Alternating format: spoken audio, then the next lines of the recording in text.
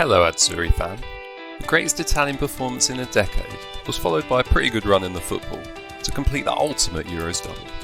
Måneskin brought Eurovision home, while Mancini brought football Rome. We relived the final, and I do my best to sound happy about it.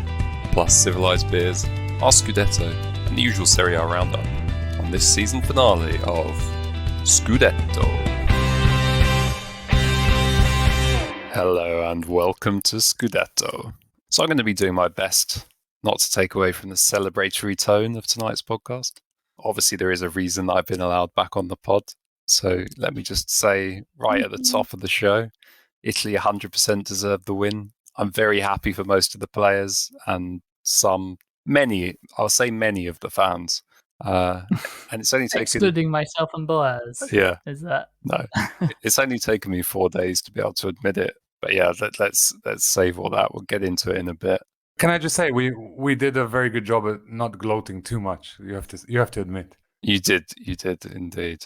I'll give you that. Some very even-handed comments on our WhatsApp group.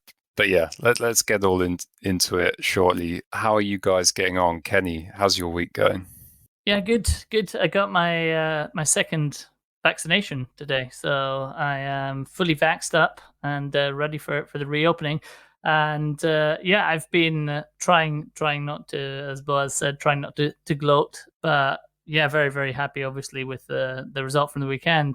So it's been a good week. Yeah. How about yourself? Yeah, I've had sort of, obviously, in many ways, an opposite week to you, Kenny. And the football didn't go the way that I was hoping, and the COVID didn't go the way that I was hoping because I was exposed to a COVID case and I've been in quarantine. I don't actually have COVID myself. I've tested negative, but you may notice my audio quality is back to how it was a few weeks ago, and that's because my main microphone is not with me. So sad times. But anyway, you've got a beer there to share with us. I do have a beer. You fans of the pod might remember the infamous disco forklift truck.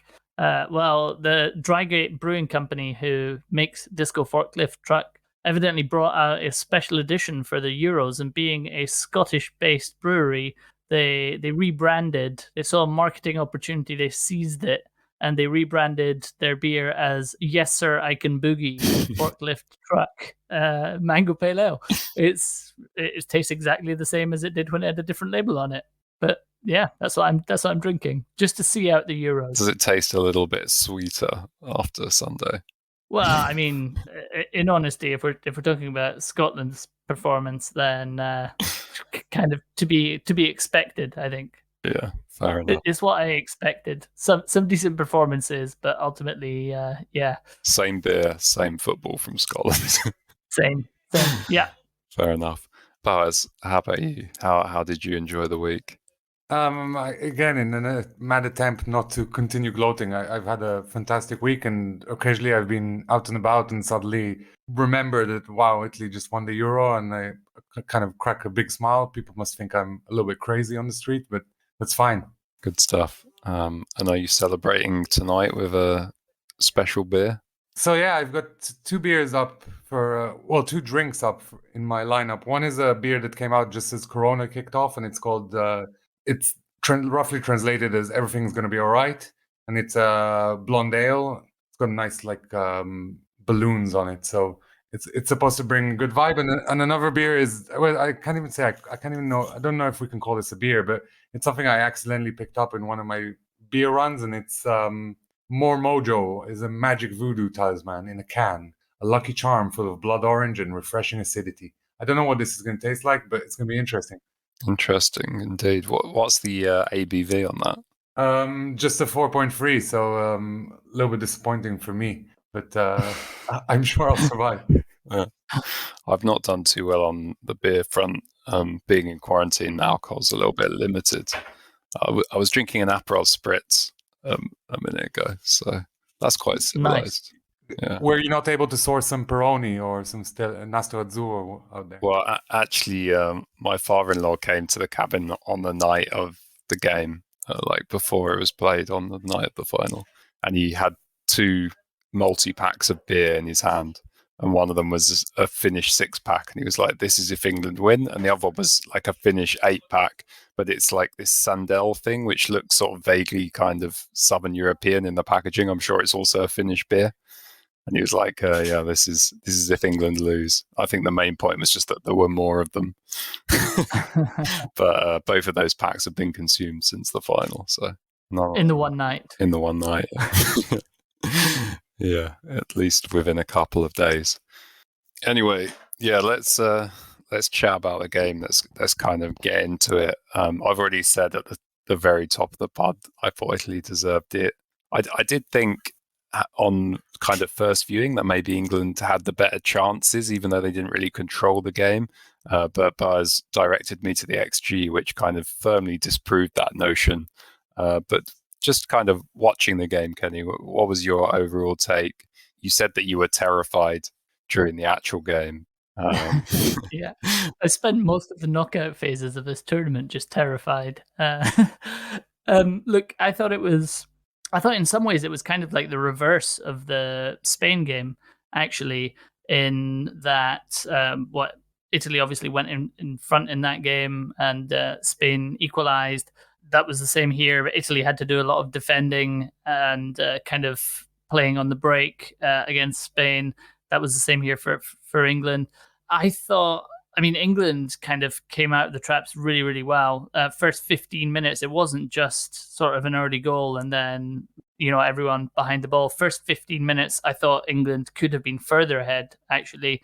They had another really, really dangerous breakaway. We were discussing it before we recorded. I think it was Sterling who cut in and, didn't actually come to anything. I thought Italy kind of grew into the game after that. I guess the opening goal was, like, understandably in the final of a major tournament, very unsettling. It's your worst nightmare. But after sort of 15 minutes, they kind of settled, started growing into the game. I didn't actually think that Italy, for all of their, even for the end of the first half, for all of their sort of dominance of possession and probably territorially as well, I didn't really think they created that many sort of clear-cut chances in that first half.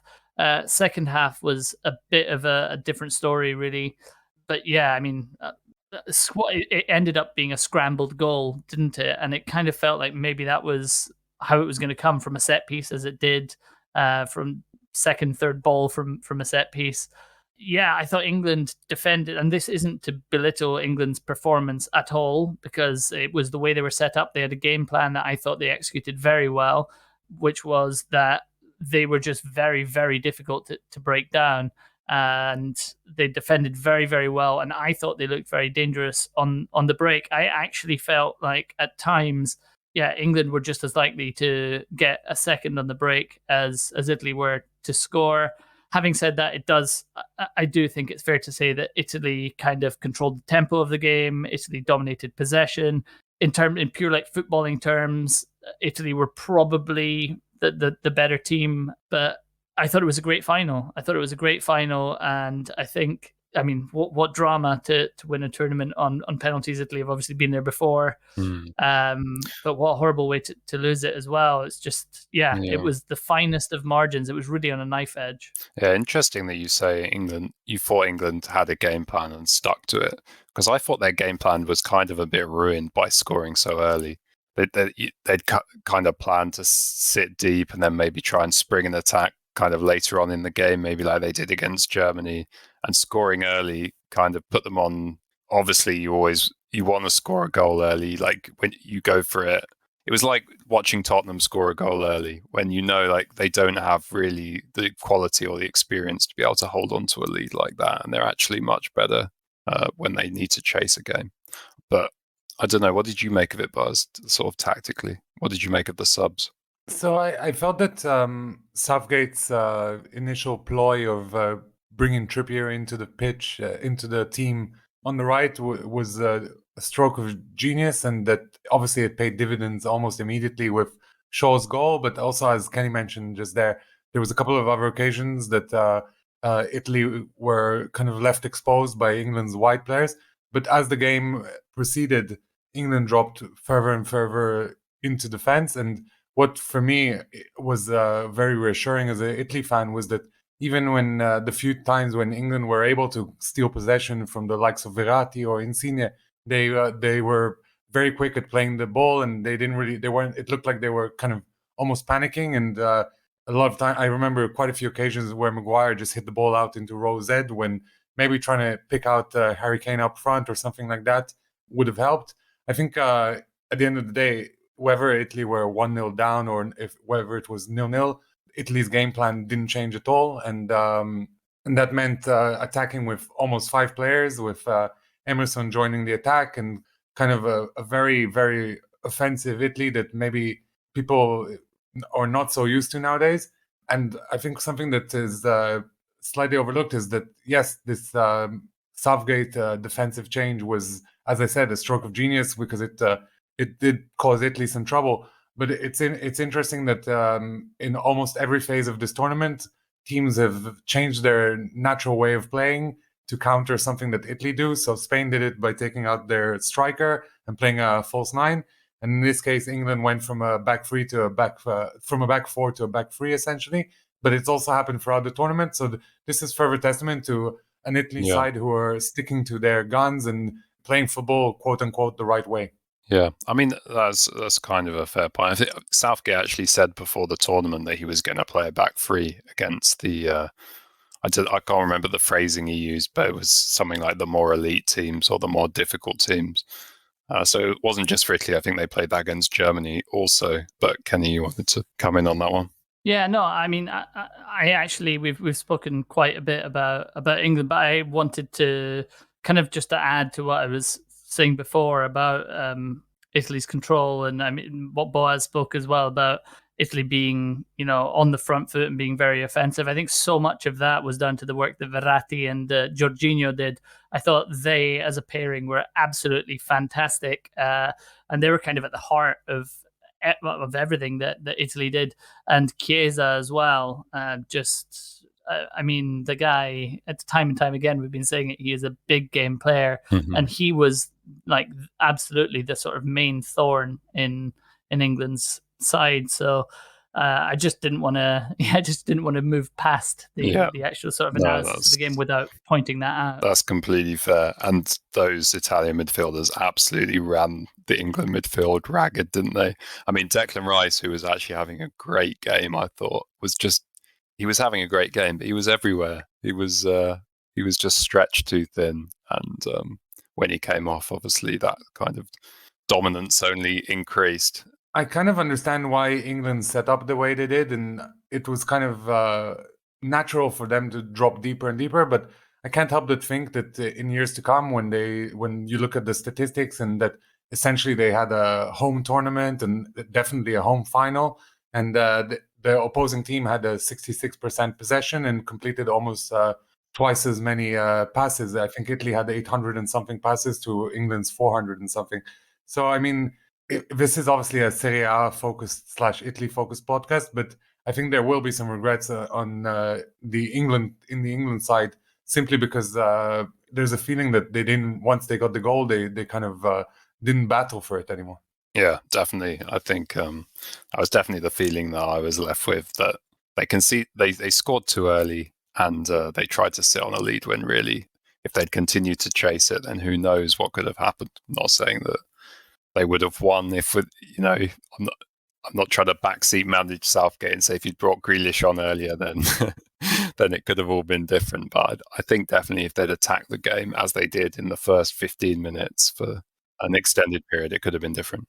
I think Gabriele Marcotti was quoted on Italian radio as saying that in 10 years' time, kids will be asking their parents or whatever, hey, is it true that we got to a European final and we hardly played Sancho, we hardly played Rashford, we hardly played Foden? These are probably generational talents, and I think maybe Southgate's conservatism versus an Italy squad that, at least on paper, isn't as accomplished, came back and cost England. Yeah, definitely fair analysis. We should probably talk about the more controversial instance that took place towards the end of the game. Lots of England fans felt aggrieved by Chiellini grabbing Saka's shirt, which kind of caught him round the neck on a counter-attack towards the end of the 90. I mean, he was booked for it. it's difficult to imagine how that could be a red card under the rules, but obviously lots of people felt aggrieved by it. Anything more to say? Sorry for that. I think it's mostly people who don't watch football who felt aggrieved by this, or at least people who don't regularly watch football. And I mean, I guess with the with the media building up such a national furor behind this team, any small infringement against the England heroes would be seen as a travesty. So I think that so much is made of this foul that it's really not such a big deal. But perhaps the Jorginho foul is one that should be spoken about more. Yeah, I mean, absolutely, that Chiellini one's a textbook yellow. It's a textbook yellow. I mean, if you can point me to the rule by which he should have been sent off, then I will stand corrected. But I mean, for me, it's not a clear goal scoring opportunity because he's on the halfway line. It's not. I mean, come on. Are you seriously telling me that by pulling his shirt, regardless of how high it is, that it was endangering an opponent? I mean, I don't buy that. It was a yellow card. But as Boaz said, the Jorginho one, I think was ascending. I thought Jorginho was very lucky. It does have to be said that Grealish made a miraculous recovery after sort of writhing around on the floor for about 10 seconds and then was jogging away, sorting his hair out afterwards. The dark arts. These Italians, they keep doing this. So they roll around for hours. But yeah, I mean, Jorginho, just the way he went in, I mean, it was kind of over the ball, studs. I mean, not studs showing in the, the studs weren't up, but it was kind of, it was over the ball and it was a stamp. Studs exposed. Made contact. Studs exposed, yeah. I think it was, for me, he was very lucky to stay on the pitch. But I think by that point, there was 5 minutes or so of the second half of extra time left. So whether England would have had the energy, I guess one thing to say that I felt that England did finish the extra time the stronger of the two, possibly because Italy had taken off a lot of their sort of superstars by that point. But yeah, I thought he was lucky to get away with that. But I'm not sure that it would have really affected, the match going to penalties, given how late it happened. True. Maybe whoever replaced him in the shootout would have scored as well, so we wouldn't have even had. Well, exactly. He didn't even score his penalty. So. This is after I praised him last week. I said he was ice cold and that he knew months in advance where he was taking the penalty, but clearly Pickford knew as well. Yeah, maybe that was the mistake he made. He made a record of it that was discovered by Pickford's team. So since we're talking about penalties, I think this is a great segue. I'm sorry for stealing your segue trick, Oscar, but it's a good segue to say that Italy have had, much like England, their own penalty woes for several years. They lost on the first 4 occasions they ever had penalties in Italy 1994, 98, 2008, and 2016. But Italy have now kind of won 5 of the last 7 kickoffs, penalty kicks they've been involved with. And so they've now almost balanced that out, the record. And also they're the first team in the Euro or the first team in the Euro or the World Cup to win back-to-back penalty kicks. So that's quite a good record. And something that I found really interesting was that every single Italy player who took a penalty in the back-to-back games took their penalty to the exact opposite side where they took their previous penalty. So if you remember, Jorginho's glorious goal against Spain was to the right, whereas his miss was to the left. I think that's quite ingenious, although obviously it didn't really work out in Jorginho. Yeah, I mean, could there be another factor involved in these recent penalty shootouts, Buzz, that enables Italy to do so well in them? I don't know. Like, is there somebody involved in stopping the opponent's penalties? Maybe. Hint, hint. You're alluding to the fact that Chiellini confirmed that he shouted what he's calling a cursed word at Saka as he was preparing to take the final penalty. Apparently, he shouted the name Chirichoco, who was a Estudiantes fan who just was a lot of bad luck for his team. And eventually, the team's manager decided that this bloke should sit in the away end. And miraculously, this team won the league that season. So apparently Spain used this when they won their own penalty kick against Italy. Yeah, I mean, interesting anecdote, not what I was referring to, of course. I think there might be someone else involved in stopping the opposition goals, like a goalkeeper, perhaps. Well, I suppose you're referring to Italy's European Cup winning goalkeeper and recent PSG signee Gigi Donnarumma, who not only saved 2 penalties but kind of psyched Rashford out, and also gave me a small heart attack because I was counting the penalties. I'm like, okay, this guy's missed. I'm sure we've won this tournament now. But Gigi was looking so ice cold, and of course he confirmed to the media later that he had no idea that the tournament was won. And until the cameras panned out to Mancini, I was really confused. I knew we'd won, but he didn't. Yeah. Either way, when you're facing a 1.96 meter tree in front of you, the goal suddenly becomes very small. Yeah. And I think credit should go to both goalkeepers in that shootout, actually, because Pickford also made a couple of very good saves, the Jorginho one that we already mentioned, and obviously the losing keeper never gets credit, but I think he did well.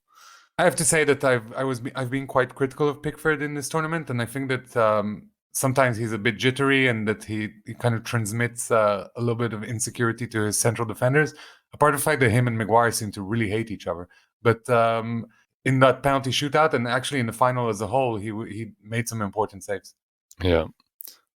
Anything else to add on the shootout, Kenny? No, I mean, I was convinced again as the Spain game. For some reason, I was convinced that this one wasn't going to go Italy's way. What is there to say? I mean, it wasn't the greatest penalty shootout.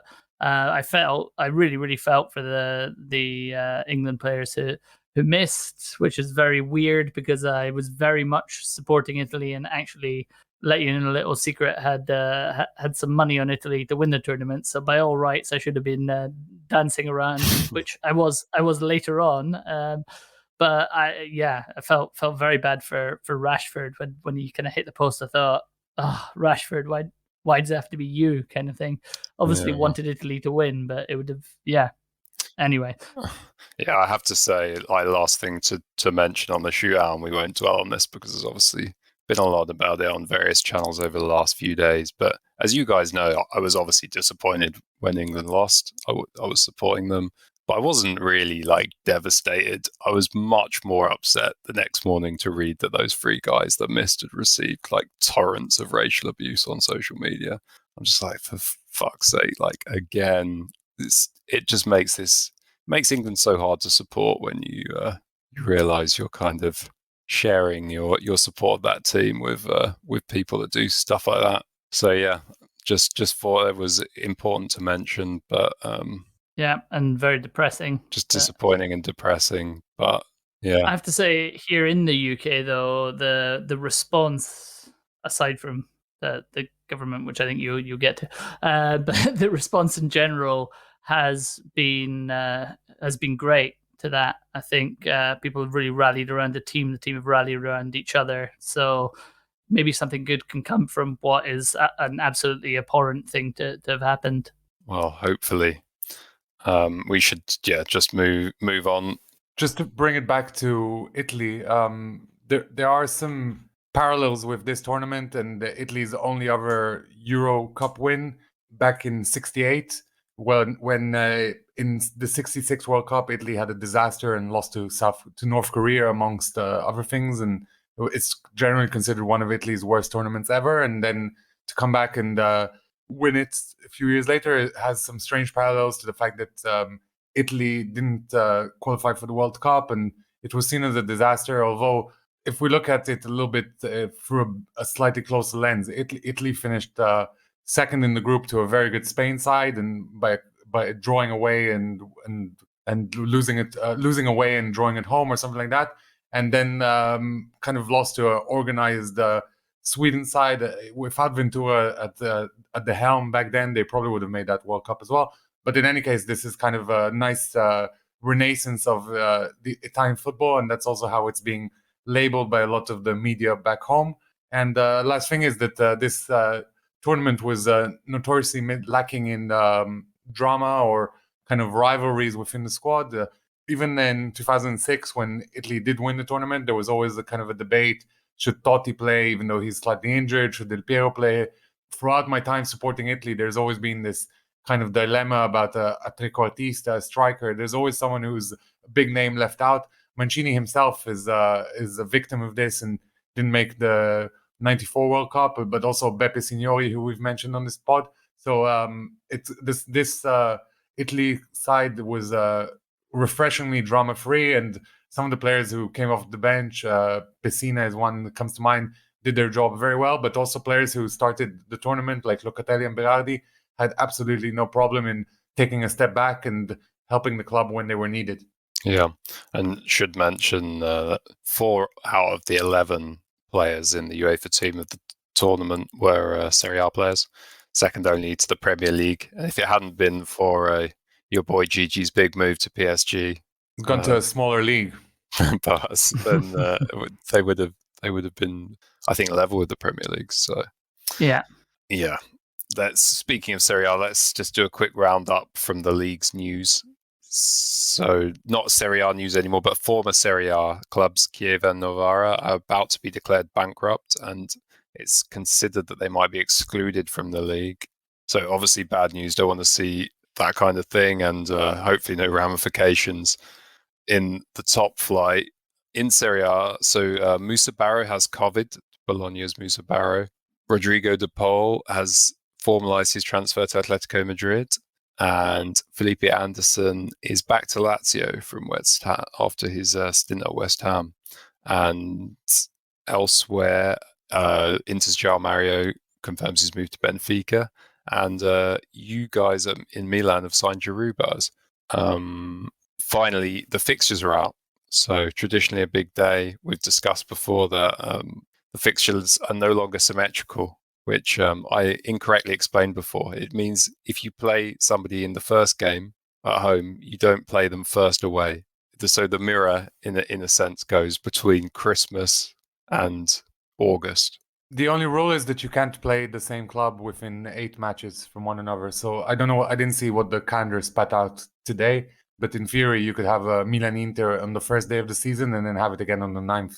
I think the calendar spat out a tasty encounter between Juventus and Milan on the third game of the season. So looking forward to that one. That is tasty. We'll definitely discuss that in our season preview in more detail.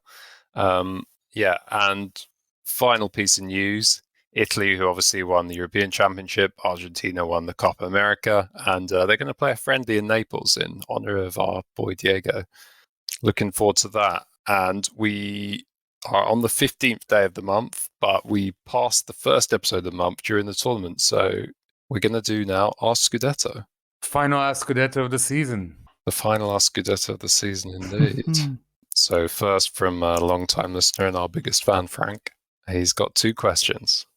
Who's the bigger loss for their respective side, Conte for Inter or De Paul for Udinese?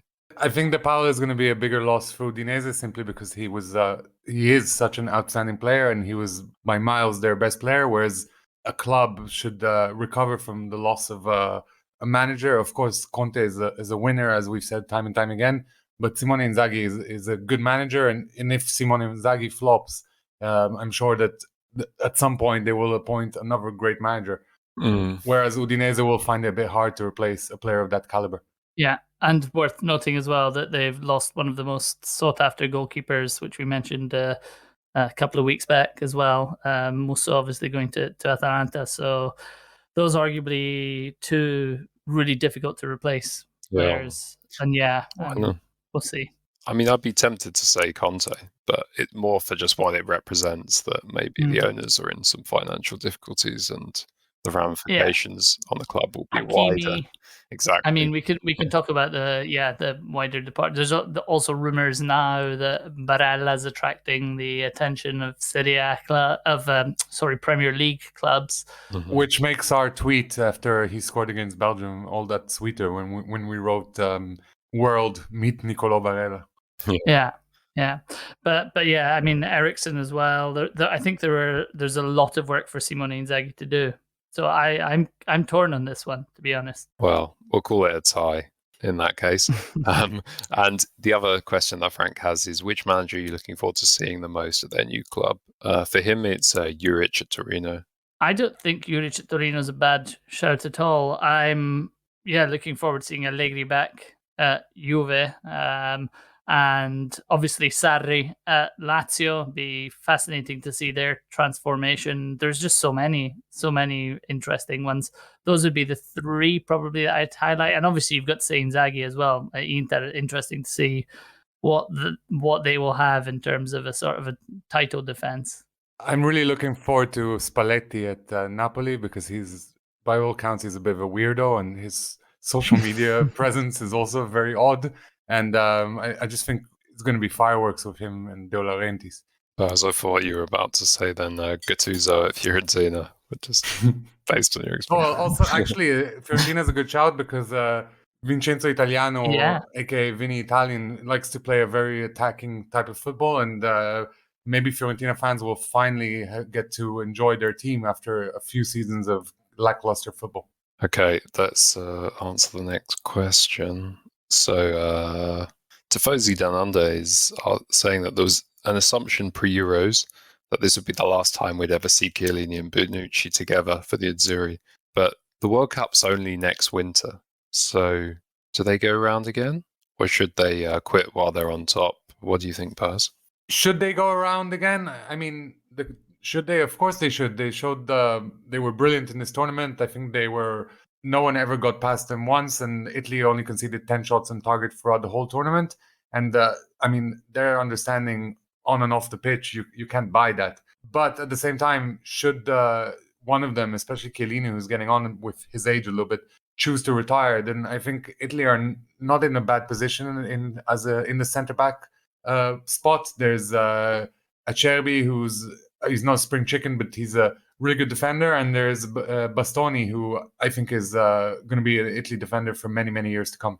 Yeah, and while we're on Italian defenders, let's answer six-a-side Calcio's question. Where would you rank Chiellini amongst the best Italian defenders of all time, Kenny?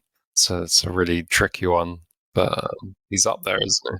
What I would say is that I would rate, as Boaz just alluded to, I'd rate this defensive pairing as being up there with the very best. I mean, it's kind of reminiscent of Nesta and Cannavaro, really. But I mean, for me, so there are a few famous Italian centre backs that are a little bit before my time, who I haven't seen.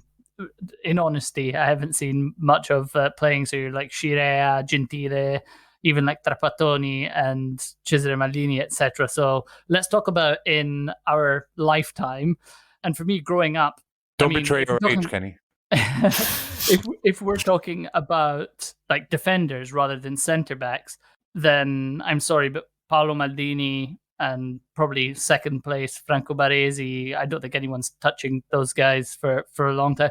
And also Nesta as well, who was an absolute Rolls Royce of a defender for me. But I mean, when you look at other sort of top great Italian defenders of my lifetime, so with Bergomi, Tassotti, and Cannavaro, I'm not sure. I mean, he's in the same sort of discussion, let's say. I would kind of put him top 10 maybe, but I don't see him being, of the same caliber of a Maldini or a Baresi. I mean, those guys were just absolute, best not best Italian defenders of all time. Maldini, for me, is the best defender of my life that I've seen in my lifetime. So it's not like anything negative against Chiellini. He's had a fantastic career. Wonderful, wonderful defender. And that pairing with Bonucci is just, as Boaz said, the chemistry, the way they know each other inside out is phenomenal. So maybe top 10, if that answers the question. Maybe not top sort of 5. I'd probably have Cannavaro above him as well. Okay. Boaz, any advance on top 10? I'd probably place Chiellini more or less in the same spot. I think having captained Italy to a major tournament does place him in the folklore next to Cannavaro, who I think I rate him a little bit higher than Kenny does. But maybe that's mostly because he was so outstanding in that 2006 tournament. I couldn't agree more about Maldini being the prototype of a modern defender and just a outstanding player on the pitch, and I guess now off the pitch as well. But again, I think Chiellini has really benefited from how social media ready this tournament was, and how there was lots of footage of him getting on with his business on and off the pitch, and just how relaxed the man was throughout. I mean, there's a video that we've been sharing, and we'll probably tweet it out tomorrow as well, but of him meeting Maguire just before the final, and he comes up to a big man, and he's just like, gives him a huge hug, and then he's like all smiles. And we mentioned him like kind of harassing Jordi Alba in the Spain semi-final. Just a real character all around, and I think he's been a revelation in this tournament for this reason as much as any. Yeah, thank you both for your answers. We've got just 4 more questions from 2 more contributors. Milan Obsession wants to know, so there are many fines that are imposed by UEFA, and they go towards building football. Hungary and England were both sanctioned by UEFA during this tournament for fan behaviour. Do we think that UEFA will finally invest in meaningful ways of fighting racism, like, and her suggestions, improving stadium security, media sanctions, social media punishments? What do we think? I would think that the fines need to be far bigger for this if they want it to have any effect. There need to be like proper fines that are actually going to hurt the nations or clubs involved. There need to be stadium sanctions. If this doesn't stop, then I mean, it's ridiculous. And unfortunately, in Italy, there's a situation where sometimes the players have to take it upon themselves to kind of pretty much pick up the ball and walk off. And we've spoken many times about Balotelli on this podcast, and for me, he didn't even necessarily at times receive support from teammates that he should have received in that. So I think there's a lot beyond just purely sort of reinvesting the money. I think the punitive things need to say, look, we're serious about this. And for me, when you're finding an organization that pays its players millions of euros a year, when you're finding them like tens of thousands of euros, I mean, get real. You know, what's that going to do? There needs to be bigger fines, and if it's persistent, then unfortunately you need to start closing sections of the stadium. If that continues to happen, then it needs to be like a black. If you want to stamp it out, if you're serious about this, then you need to make it known that you're serious. Would be my take. Yeah, definitely couldn't agree more with that. And another question from Milan Obsession. Okay, so we mentioned earlier that Argentina are likely to face Italy in a friendly in Napoli. Obviously, Milan Obsession says this is a game that fans would want to see. But her question is, at what point do FIFA and other associations stop adding games to the fixture list, not only for the health of players, but also aren't they hitting a revenue ceiling? Specifically for this match in question, I think in theory it's a friendly, so it will just pick up a spot that another friendly would have taken in the Azzurri calendar. But as a bigger question of oversaturation of football, but also too many games being played, I think in the long run, what will happen is that UEFA, FIFA, etc. will assign a month or a month and a half period in the middle of the season where all the national team games will be played. And I think that will also be a good revenue spinner. But in theory, that will mean that the national team games will be condensed, and that there will be fewer games overall throughout the season, and therefore players will be able to rest more. I'm not sure how far away this thing is, but I'm sure that it's already being talked of after the positive experience of the Nations League last summer. Yeah, the one thing that I would say is that there seems to be pressure from all sides for more games. UEFA has reformed the Champions League for there to be more games. They want there to be more international games. I think it's a perfectly fair call. I mean, we've seen it's particularly obvious at the moment because we've just come out of the pandemic where football stopped, as everything in the world stopped for months, and we've been playing catch up. But I'm just gonna keep banging the drum of get rid of pointless tertiary domestic trophies. There isn't, as far as I'm aware, one in most countries, but certainly in I think in France, and obviously in England and in Scotland, there are things like the League Cups, which, to be honest, I mean, that would be an obvious one to do away with. And I would say get rid of things like second leg competitions in domestic cups, make it pure European knockout, like Conference tournament League. football. Well, I mean, that's the thing. I mean, somewhere that there has to be cuts, because we see the pressure that it's taking on players. We can, without even turning to the more serious cases like questions raised around the Christian Eriksen situation, etc. But even just the sheer number of injuries. I mean, we saw we've seen a huge number of injuries kind of towards the end of the season, and even in the Euros. I do think that it's a very fair point that somewhere they need to cut games if they're going to add more, and I think we've reached that point now. I'd also be a big proponent of reducing Serie A, which is our league that we talk about, down to 18 teams, but also other leagues. I think 20 teams is a bit too much, and often at least the bottom two clubs in the past few seasons have seemed to just be there to make the numbers. Yeah, and speaking of making up the numbers, brings us neatly onto our next question from Sigmund, who asks, why do we see first-team players in Serie A with ridiculously high squad numbers? For example, Donnarumma played with 99, Kessi's been playing with 79. What is there any particular reason for this, Boaz? I mean, the two Milan players highlighted, so I'm coming to you. You mean one former Milan player and a Milan player? But I believe Gigi Donnarumma wears the 99 because that's the year of his birth, and often in Italy you will see players wearing a number that represents the year of their birth. For example, El Shaarawy had the 92 famously. Candreva plays with 88, I believe, and there's 87, I think. Maybe 89. Anyways, he plays with an 80 plus number, and there is a few others. Another, I think, infamous case was Ivan Zamorano, who wore the 1+8 shirt since his favorite number 9 shirt was handed to O Fenomeno. You also mentioned Kessie there specifically, and I think that's quite an interesting one.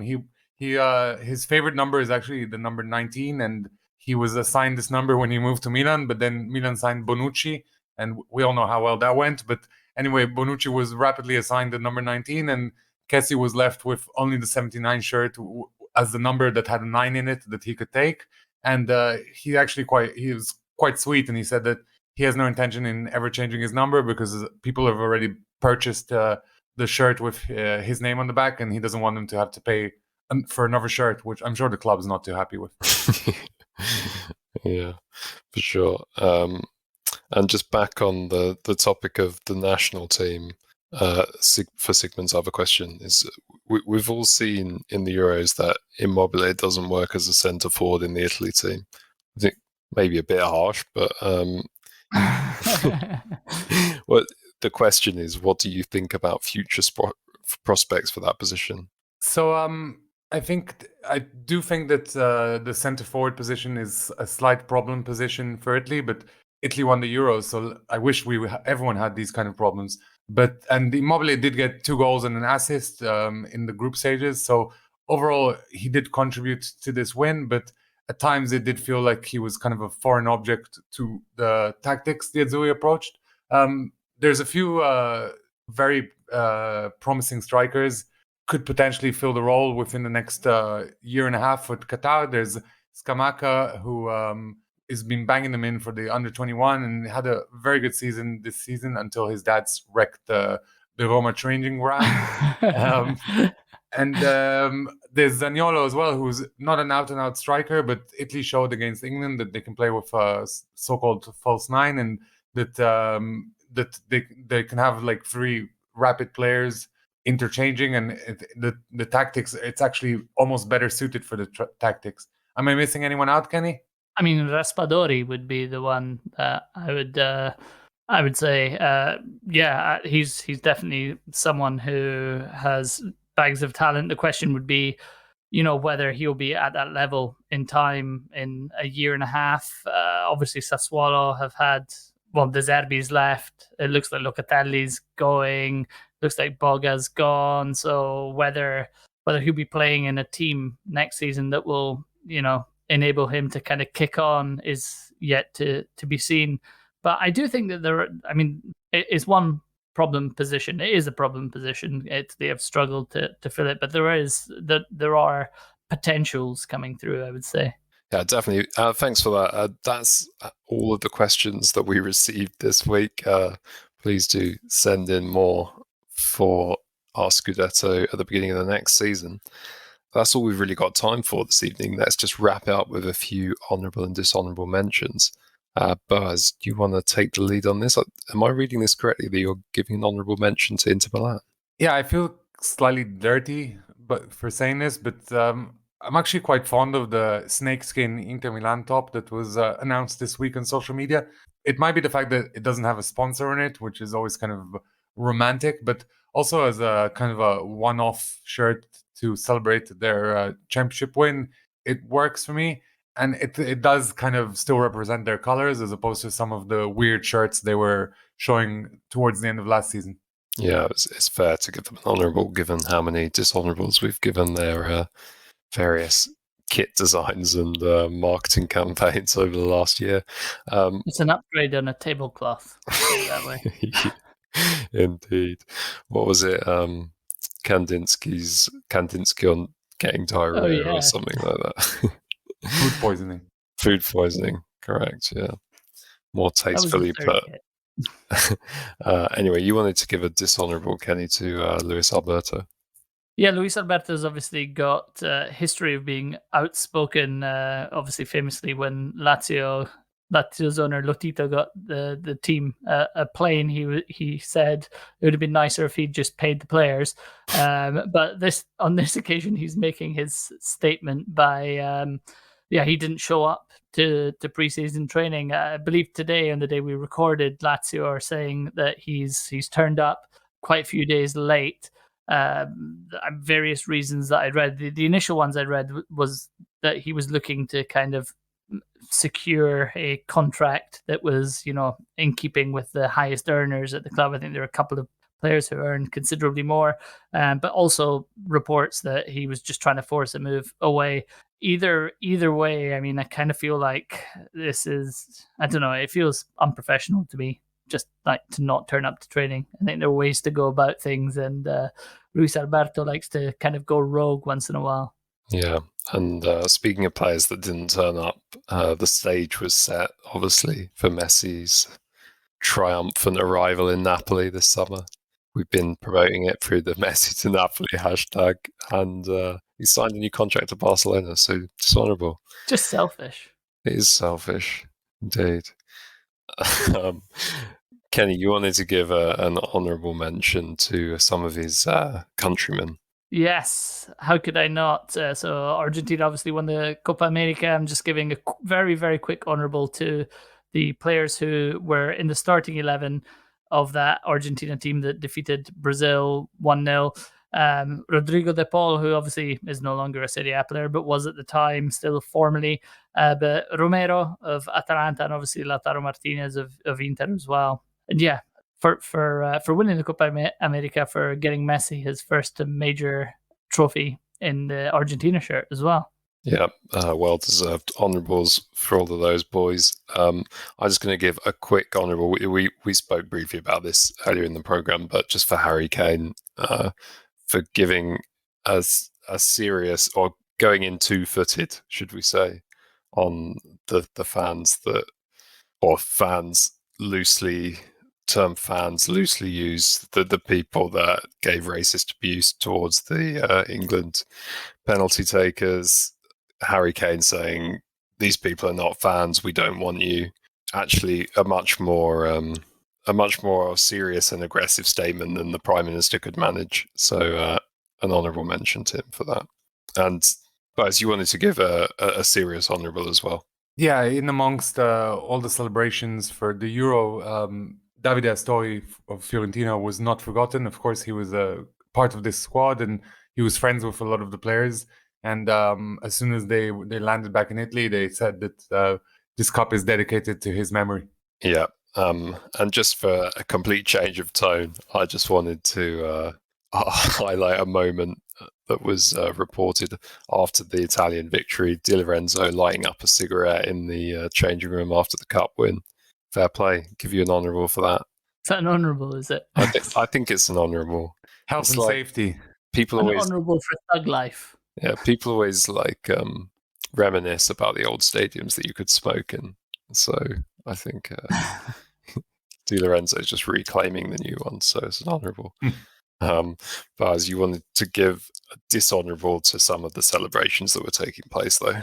Yeah, there's a bit of a standoff between the prefecture of Rome and the FIGC, because apparently the FIGC had agreed not to hold the open-top bus parade through Rome.